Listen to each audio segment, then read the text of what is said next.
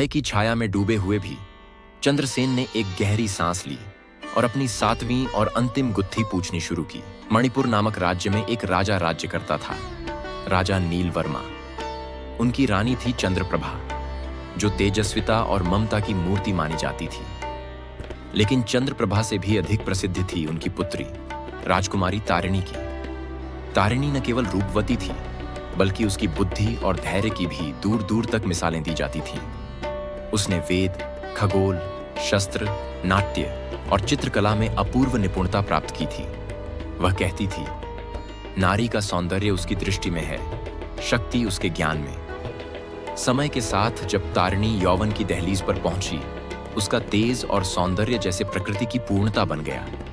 यह देखकर राजा नीलवर्मा और रानी चंद्रप्रभा ने उसके विवाह का विचार करना शुरू किया। सभी दिशाओं में संदेश भेजे गए, तारिणी जैसी तेजस्विनी के योग्य वर की आवश्यकता है।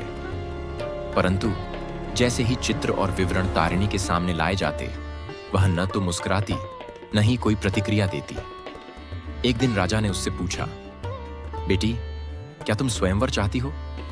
तारिणी ने शांत स्वर में कहा, पिताश्री, जो केवल राजसी नाम और वस्त्रों से भरा हो, वह क्या मेरा जीवन साथी बन पाएगा?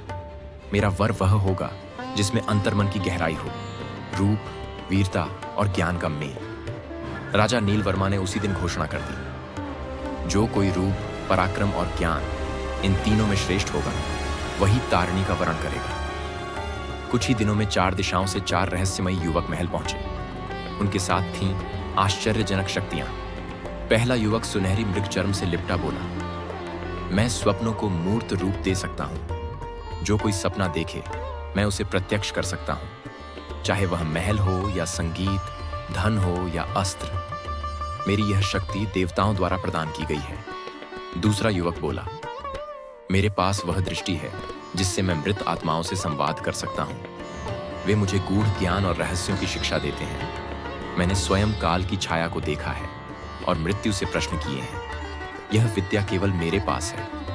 बाकी 2 पात्रों की कथा और चंद्रसेन का निर्णय जानने के लिए जुड़े रहें। और अगर आप अगला भाग पढ़ना चाहते हैं तो कमेंट में जरूर लिखें, पार्ट 12।